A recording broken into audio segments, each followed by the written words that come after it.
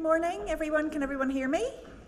Yes, okay. I can't move from this podium because apparently they're recording me, which is a bit frightening, and I'd forgotten about that, so please do not swear, and that's a note to me as well. What I thought I'd kick off, I'm Carolyn, by the way, if anybody doesn't know me, and I'm here with Jane from Morrow Communications, and Jane works with us to look after all the website and make sure, and the PR, and make sure that the awards get the recognition that they deserve, and that we work in a very timely manner, and we keep to all our deadlines. And also we try to be fair and equal to everybody who enters, so it's a good process. There are a lot of awards around, but I will delve into why you should apply for awards in a bit. But I just wanted to kick off with showing a video, and this is a bit of the fun we had last year in NITA 2019, so we'll just have a little look. Good evening, sir, madam. Good evening. We're here tonight in the Palace in Armagh to celebrate the Northern Ireland Tourism Awards, to showcase some of our businesses and what we have to offer here in Northern Ireland to travellers and people who would come to this destination. We have so many different people up for awards tonight in different businesses and all our festivals, so it shows that we really have quite an extensive range of tourism offering across the north.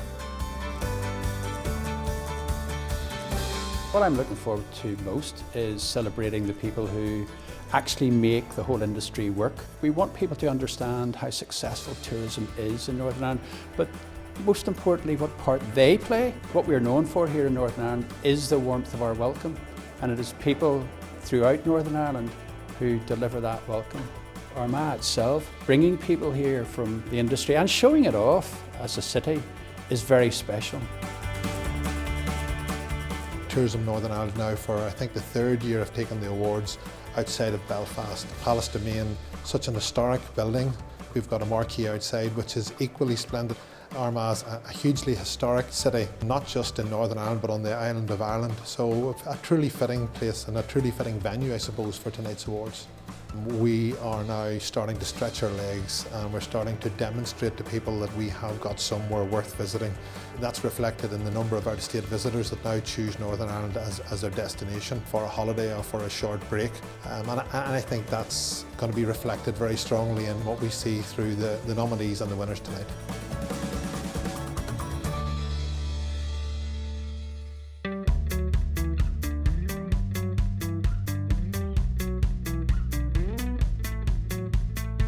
The winner of the Best Digital Marketing Campaign goes to W5 for Dinosaur Encounter. Antrim Castle Garden. Armagh Cider Company. Wonderful evening, crowned by this, by winning this award, which I'm just amazed at. Derry Halloween, Derry City and Strabane District Council. Best Event or Festival of the Year, the Royal Ulster Agricultural Society for the Balmoral Show. Hello Maritime Mile, Belfast City Council. Stendhal Festival. The Entrepreneur of the Year Award goes to Gareth Murphy, We Are Vertigo. This evening was a fantastic venue, it was a great location, and obviously winning the award was incredible against so many people who were up tonight, who were very worthy winners and finalists as well. The Armagh Food and Cider Festival. Ballygally Holiday Apartment. Bishopsgate Hotel, Derry, Londonderry.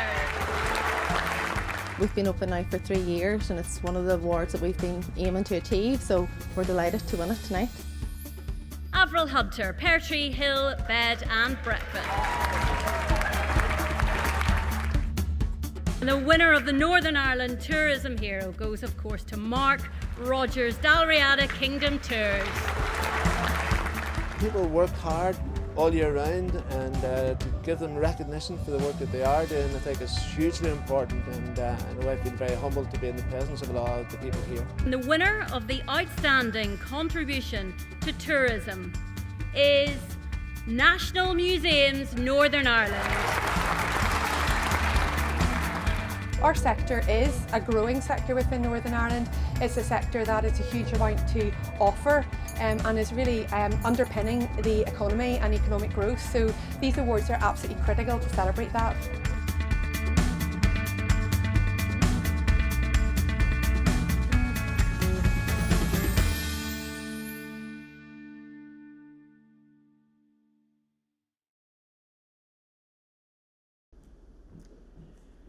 So I hope you saw some familiar faces there. I'm sure we all knew somebody who got an award or was in the audience as well. So I think we've all questioned ourselves over many years, and we did a bit of review a while ago and we asked the industry, did they value awards? Because we've been doing our awards for many years, and suddenly we thought, did this make a difference? Do people really care about awards? And we had an overwhelming response that they thought that they did make a difference. It's a crowded market, everybody's trying to compete, so you need to have standout.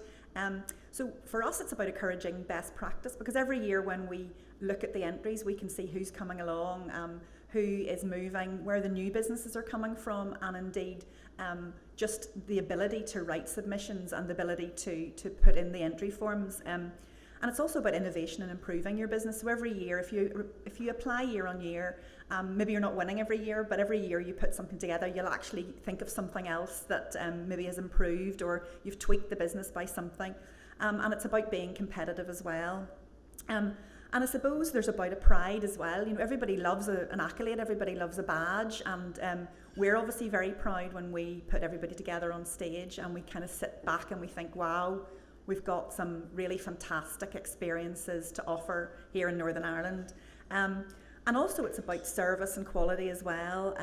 And looking at online, not everybody can afford a lot of marketing. So if we can encourage you by giving you a logo or a standard that you can promote, if you're especially on your online, or indeed even your listing on Discover or wherever your own website is, it just may give you that edge when the visitor is looking as well. So what I'm going to try to do today, just very, very simple steps, is I want to try to demystify the process, because I hate anything to do with applications personally. It actually brings me out in a cold sweat when I start doing any kind of process. So I'll always try to put it off and think, I'll do it tomorrow. So I just want to try to make sure you know how easy it is. We want to try to encourage new people to apply that haven't applied before, if there's anybody in the room who hasn't done this before. And it's just explain that we have some new elements this year. We're doing it slightly differently as well. And we will not be judging, just so you note, many of you know we've probably launched a new experience brand, which you might have seen recently. Do not panic, because it's only not really out there, so we won't be judging anything on that experience brand. That'll probably pick up next year when we have a reflect. So it's a wee bit like if you have delivered an event this year, you'll probably not be judged on it maybe till last year. So it's just to give you that chance to catch up. So in terms of the 2020 categories, really simple, folks. There's 3 areas. There's accommodation, which I'm going to talk to soon. There's experience, so if you're delivering what we would call an experience, and then there's a business category as well. So 3 simple areas. So I'll just whiz through the categories, because if you haven't started, you might think, am I in the best category? Have I thought maybe that's an obvious one, but maybe you should be looking at another category? Or you can, and please do, apply for more than one category. So you can hedge your bets and move between both categories. So we've got Best Event or Festival Experience International. Experience, again, national, so either you'll know yourself if you're a local event or you're an international. Food and drink, authentic experience, which is site-based, so if you're putting on an experience which is based in a particular site. If you're a tour or a trail or immersive, if you're moving around and you're doing multiple sites, then that's a different application. Excellence in international marketing and sales. Well, again, that is to show that you're reaching our international visitors, because our strategy is really based on trying to increase international growth. There's tourism entrepreneur. That's the only category that really judges you as the person rather than the business. So I know from myself, the experience I had with that, it's really more about how you've influenced the business rather than the business yourself. So I think it's just, you need to be confident enough to talk about yourself as an entrepreneur and why you have led the business. Best digital marketing campaign. And so that's it. And I wanted just to walk through some of the criteria and how the judging is done. In the past, we had a lot of questions, and one of the feedback suggestions when we went out to ask the industry what they wanted was to simplify everything. And I thought, yeah, we'd like to keep it simple too. And it means it's better for the judges as well in terms of having to judge loads and loads of questions. So we have 2 questions. They're the same 2 questions for each category, but there's different criteria. So the key for me is not to just answer the question, but please look at the criteria, because all answers. So if you're writing 2 different, you're applying for 2 different categories, they should be different. So just be careful not to just cut and paste into the same thing it's telling you about a business, because it's a wee bit like an application process for a job. You should be applying it through the categories. Oh, I'm whistling. Am I going too close? Just tell me to move back. I could do that. That's easier. You see, they told me to stay close because I have been recording and now it's okay. All right. Thank you. So there's a separate entry form for each category, and there is a word limit. What we would recommend is, if you can, do things offline first. That's a tip from me. But you can save as you go along, and Jane's going to go into that detail and take you actually through the website today. So for anybody who's a bit web phobic or application phobic like me, then it's really good to get that handhold.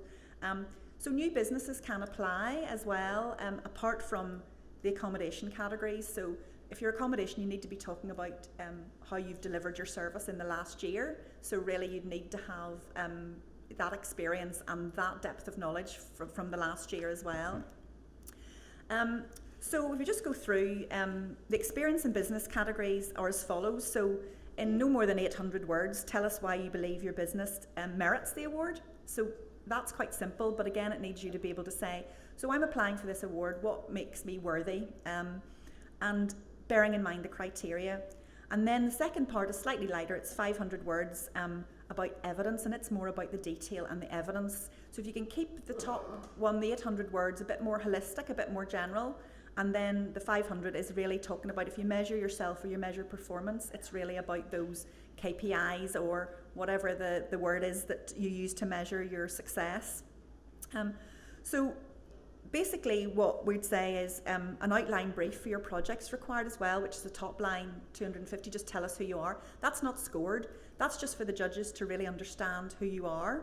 So don't worry about that, but it's really just to make sure you tell us a bit about. So when we start judging, we know exactly the size and scale and what the business is doing. So that 250 words start is not judged. In terms of best event, international, this is from international events and festivals across private and voluntary and public sectors who can demonstrate significant tourism impact. They'll be judged on things like successfully attracting, so it'll be numbers of visitors, the visitor experience, etc. in Northern Ireland. So they're looking at how they've enhanced the visitor experience. So what do they do to make the visitors event exceptional? How they've increased the visitor numbers and how they increase spend. So that might be by upselling or cross-selling while you're at the event, or who do they partner with. So if you think about a visitor to an event, what are the opportunities to spend in that area? Then development of a positive profile for Northern Ireland. International events, if you think about the likes of the Open or any big events that come, we're very much in the tourism industry trying to say you must profile Northern Ireland, otherwise you could just become an event that bounces around the world and does the same thing. So for example, I mean, in the Open we made sure that all of our lovely scenery and the people and the place and that the area was really, really profiled, so that people knew that they were they were in the North Coast and they weren't anywhere else in the world. So that's really about making sure that you're maximising that profile. Obviously there's increased bed nights, so we do measure that, and a lot of events measure that. So we're trying to increase the visitors to stay longer, spend more is our mantra. So if we can show how many people stayed as a result of your event. So that might be partnering with, bed and breakfast, hotels. How did you make sure that bed nights, and then extending the tourism season is a key thing. So if there are some events that are off season, which is obviously great for us to try to get the visitors just to come here to spend more and not in the traditional months. If you're coming here in the traditional months, it's pretty crowded, so it's nice to have that seasonality. Just we'll skip through the national. It's nearly the same, but obviously it's a local event or festival. So it's going to tend to be mostly maybe partnered with a council, but it may be something you're doing independently, and it's really just at a national level. It's not such a target in terms of international events. And it's talking about the appeal of the area. So how are you selling the destination in the area? Best food and drink experience, which has been very, very popular and is probably one of our growing categories as well. From tourism, hospitality, business, which are offering, again, we talk about ad nauseam, authentic Northern Ireland food and drink. And if you look back last year in terms of looking at Armagh and what they had done in Armagh, it's a great example, but there are fantastic examples of food and what's happening right across the province. So it's all about local food and drink. How you link that in with the sense of place. There is obviously looking at sustainability again this year, so there might be an add-on in terms of how you're looking at that in terms of not just sustainability in terms of green sustainability, but maybe actually looking at going to areas again off the beaten track. So how are you taking people to places where maybe they've never been to explore things that they never had heard of? And it's all about, linking in with initiatives. So we've got Taste the Island, which is a deal that was done for 3 years in Northern Ireland. So if you are doing something in isolation, please try to find out how you can hook into Taste the Island for this year. And also, it's all about having, some kind of international appeal. A lot of the food experiences we know are being exploited and sampled by our locals, which is great. But if they do appeal to international, so maybe you're doing something to make sure that the international visitor is welcome, whether it's literally just a welcome in their language, knowing who's going on if it is a tour experience, knowing who's coming on the tour and just making sure they're welcome in, and the cultural nuances are picked up. Then we're talking about a site experience, and that's about an authentic experience, local. It provides a sense of place, creates memories, and it's a site-based one, so you'll probably be able to differentiate yourself from on-site. And it's focusing on the visitor, providing a quality end-to-end experience.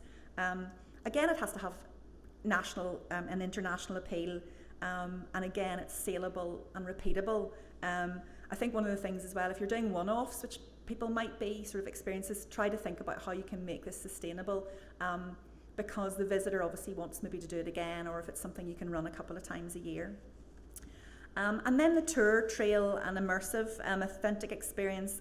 Obviously it's aimed at people who deliver experiences, who bring people into our place here in Northern Ireland and bring it to life. It's about memories, and it's about stories, and it's encouraging visitors to return and explore more as well. And I think we'd love to see people who encourage people to come back or encourage people to bring somebody the next time. So it's about trying to encourage everybody that goes on the tour, tell your family, tell your friends, this is a must-do, must-see thing. Again, it's local, authentic, immersive, focusing on the visitor. It's an end-to-end experience, and again, it'd be great if it had international appeal as well. So now just finally onto the business categories, international marketing and sales. So we're talking about people who are able to attract and interact with international markets. So you have to be really doing something that is appealing to the international markets. Now I know in Tourism NI we do a lot of workshops, and there's a lot of stuff online about different markets, so whether it's the ROI, we're working on a GB toolkit at the minute, which is telling us new research about what the GB visitor wants, which will be out soon, and we're working on that.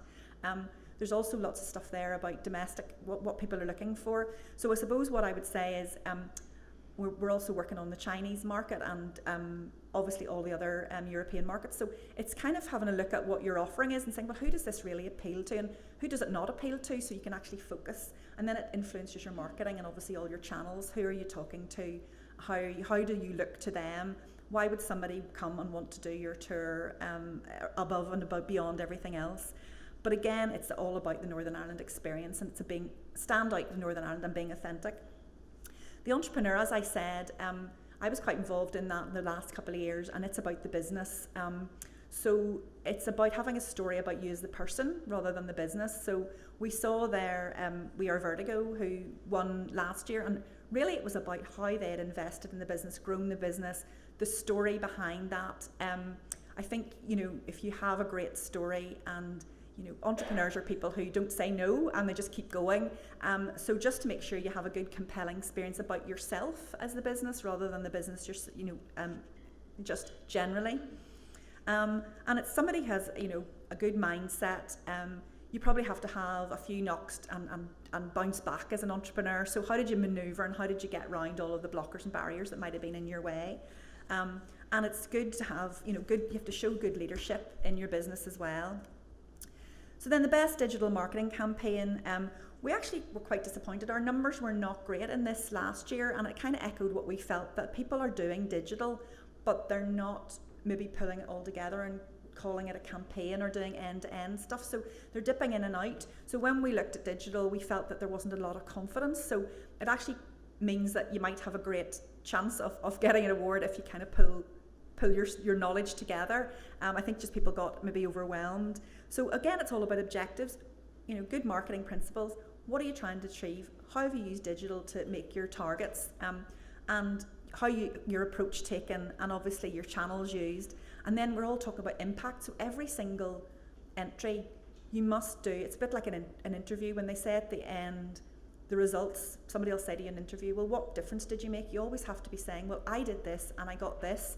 So if you're doing anything about digital, you must say, I invested this and then I got this. And don't be scared to say the things that didn't work, because part of digital, there's so many channels. I tried something, and part of the nice, I think, is knowing that you didn't keep on doing what was going wrong for you. You stopped doing something. So don't be scared to say that you changed tack or showed that you tried something, you tested something, you were brave, but then you moved on. So that's all the categories, and I will take questions at the end, folks, so there might be some questions about that. And I just wanted to go on briefly onto the judging process. So again, I've touched on that. Each question is worth 10 marks. It gets shortlisted internally with an internal team. There's a scoring matrix which is used. Scoring matrix is used to benchmark entries, so we know when we're scoring the different levels that we're looking for. And then the top 3, possibly 4 in some categories if all the judges fight. There's sometimes in the past they've come and said, no, we want 4, we can't make up our minds, and that's fine. So maybe the top 3 or 4 will go through to the next stage. And so stage 1 is really about you deciding which category or categories suit you best. Prepare your entry offline and then make it relevant to the category criteria. Very important note, which is on the website, but just in case you don't know, it's the 21st of February is the deadline. So that needs to be in, and they're all collated and then sent over. And that's very tight, folks, because the judging really starts the following week. So you need to get in. I know we've made very small exceptions, but in the past, when you can actually demonstrate that technology has failed you, and we know that you've sent something but it just hasn't reached us. You can enter more than one category, but you only enter each category once for that particular project. And there will be open, the closing date is 5 p.m. on that Friday, the 21st. But we've developed a bit of a new stage. Last year there was a lot of faffing about different judges and going in and out of anybody that got to a stage where they had to present was a bit faffy. So now what we're doing is that we're going to have a fixed panel who judge all of the winners and runners up. So all of the 3 or 4 get in front of one panel for consistency. And we will be naming those panels in due course, so you will know. Transparency is great. A lot of people said, it's a bit mysterious. We don't know who looked at that. Was it somebody who would know what I am really about? So we're going to have full transparency, but there will be a chair, of which sadly I am. So I'm kind of the one that has to keep the peace. We will have 2 Northern Ireland T&I board members, God help us. And Then there will be media experts that we will announce, so there'll be different categories as well, and those will be consistent. So the only difference that we have as well is only accommodation categories will be mystery shop this year. We find that the mystery shop is really best suited to that, where somebody can go in and have a really proper overnight stay in accommodation. So all of the rest will have stage 1 judging and stage 2 panel judging session. And that's about, you know, consistency of the chair, unless I drop down or get ill, to get a good balance of all of the categories as well. And presentations and the format of the presentation will all be given out. So if anybody gets to presentation stage, do not panic. Just for note, last time around, sometimes the person who's writing the application is not the owner of the business. So we had with last year, I've given an example of We Are Vertigo. So somebody put that application in and then was going to come along and do the final stage, wasn't the owner, which was okay, but owner stepped in and said, actually, no, I'd like to do that final stage, which was brilliant because we got the owner of the business, you know, at the end. So I think you just need to think, if you're putting in dates for presentations, who's the best? Is it you? If you're the owner of the business and you're not a good presenter, don't bother. Send your marketing person, who might be great. If it's the marketing person who, you know, really is the person who's got brains but isn't necessarily the most confident, then it's the owner of the business should be there. If you're in a massive multinational, then you have to start thinking, who am I going to insult by saying, you know, I think you should present in, and give yourself enough time to rehearse that. So it is about presenting, but it's also the ability to answer questions. So the presentation will be interactive. You know, you will have to answer questions about the business, and it's just a shame if somebody comes into the room and doesn't know the answers. And believe me, some of the times the owners of the business don't know all the marketing answers, so it can get tricky. So there'll be a scoring matrix for that. Everything is obviously scored the same. So already we have booked Grand Central Hotel for the judging, and the stage 2 will be 21st of April or Wednesday the 21st to 22nd of April. So that's allowing all of the judging to take place. So if you could, those dates will be fixed. So I would, if you are feeling confident, please block those off, but you will get either one. It's not a 2-day event. And you will be communicated no later than the 20th of March. So you'll know if you've got to that stage. And if you're accommodation, then you will be mystery shopped. You'll still be notified, but you won't necessarily have to go to a panel. You'll know by correspondence. So we've got 15 minutes presentation and then 30 minutes questioning. And so just to recap, the stage 2 does not guarantee receipt of an award. So in the past we've done winner, highly commended and commended, and this year we have just winner and finalists, which is quite nice. So if you come second, third, or if there's a fourth, you will always be a finalist, and I think that makes a difference for people. The feedback was that it's nice to have, you know, a badge to put on that says you were a finalist, even if you weren't a winner. And I think that's something that we've picked up and we've tried to reflect this year. There will be a gala ball, as if we were the same as we were in Armagh, and it's Tuesday the 4th of June in the Slieve Donard in Newcastle. Thursday, what did I say there? Tuesday? My goodness, I have to change that to Tuesday. Thursday the 4th of June in Slieve Donard Hotel in Newcastle, and we are trying to move the awards around, because we did a big celebration event in the Europa in Belfast, and again we will try to move those around every year to give each location and region a bit of a chance as well. So we are doing a bit new. We've got our new brand. With anybody hasn't been involved in the brand, we are going to be on a roadshow, of which is up on the website. Those dates are now, and we're going to all 11 councils, rolling out the brand. But as I say, it's not going to be judged this year in terms of these awards, but we're going to try to bring the brand and all the brand to life into the room this year as well. So in terms of accommodation, just check how many accommodation people are in the room. Right, okay, quite a few. So accommodation categories, again, they'll be mystery shopped if you get into the shortlisted. Best hotel, bed and breakfast, guest house and self-catering. This is the first time we've had 4 because we were pilloried to death the last wee while about trying to separate out the bed and breakfast and guest house, and I think we've done the right thing because a lot of the guest house experiences are very different from the bed and breakfast, and with the growth of Airbnb, the bed and breakfast experience has kind of changed as well, so we just like to reflect that. So we've got 4 categories, same questions, they're the same questions for every category. There's the same word limit. You complete your answers online. Jane's going to go through the detail. And the properties must have been trading for at least 12 months and have engaged, not necessarily have a star grading, but have engaged with our quality team at some point along the way. So if you haven't done that, quick phone call this afternoon would probably tick that box. But again, in the questions, no more than 500 words. Why is your property the best? Why are you amazing? 500 words. How do you maintain that amazing standards? What do you do every year to make sure that you stay up there? And about customer service. What do you do with your customer service? And then again, the last question, just what are you doing to attract your visitors? So what are you doing in your marketing space? How are you spreading the word? What are you doing online, social, digital?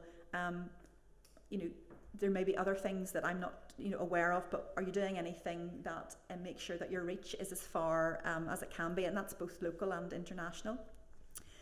Judging is, each question again is worth 10 marks. It'll be shortlisted by our quality and grading officers. So because accommodation is quite unique, we make sure that the staff that know the most about that are actually involved. Again, the scoring, and then the top 3 or 4 will go through to stage 2, which be a mystery shop. The mystery shop process is mysterious. Shouldn't really tell you about it. But again, usually you're a mystery shop by 2 different shoppers at 2 different times, different days, and possibly different times as well, just to get different experiences too. So just to let you know, we always have a lot of fun, people saying, I know there was a shopper in last night, and I know whatever. And whenever I give them the mystery shop back, which I do because I share the mystery shop, we pay for the mystery shop and we give that back. Last year it was so funny doing feedback because they were like, oh, that's not what I thought that was a mystery shop, that's not that. And they were so convinced themselves completely that was a mystery shopper. So it's always quite, but anyway, I suppose I would say that you treat everybody like they're a mystery shopper if you're doing your business right, but you will be mystery shop. And that comes back as a report to us, which normally I would give you a ring about first, give you the feedback, and then share that. So I would send that out to you. So actually, if anybody feels or was shortlisted last year and hasn't got a mystery shop back, please let me know and I can share last year's as well. NITA website online, which we go through. Again, you can enter more than one category if you've got multiple properties. So you might have a B&B and a self-catering, so you can apply there. And the same deadlines apply. And again, it's really important to note, after stage 1 judging, everybody gets defaulted back to 0. So whether you're in a presentation and you go in 3rd in a score, you could still go up to 1st because it's taken back to 0. So they're looking at you as if they've seen you for the first time, and the mystery shop will be judged for the very first time. So the first scores will not apply or not go into the second. Those who don't get into the mystery shop won't know until the finalists are published. I think we'll maybe change that because that's a very long time to wait. You can maybe, so I think we will communicate that. Yeah, I think in the past it was a wee bit like, in case something happened or different things, or there was a terrible mystery shop and we had to pull somebody out, we kind of left it open. But yeah, we'll have a wee look in that. So it just means you can, if you're not through, then at least you'll know. Finalists are all going to be published early May, and reports, again, as I say, you can get those made available. So I will not ask for questions now because Jane is just going to go through and actually go onto the website, if that's okay. And then what we can do is take a few questions after that, because if anybody hasn't applied before, you might just want to know a few key things. So Jane, are you okay to walk us through the website? Thank you.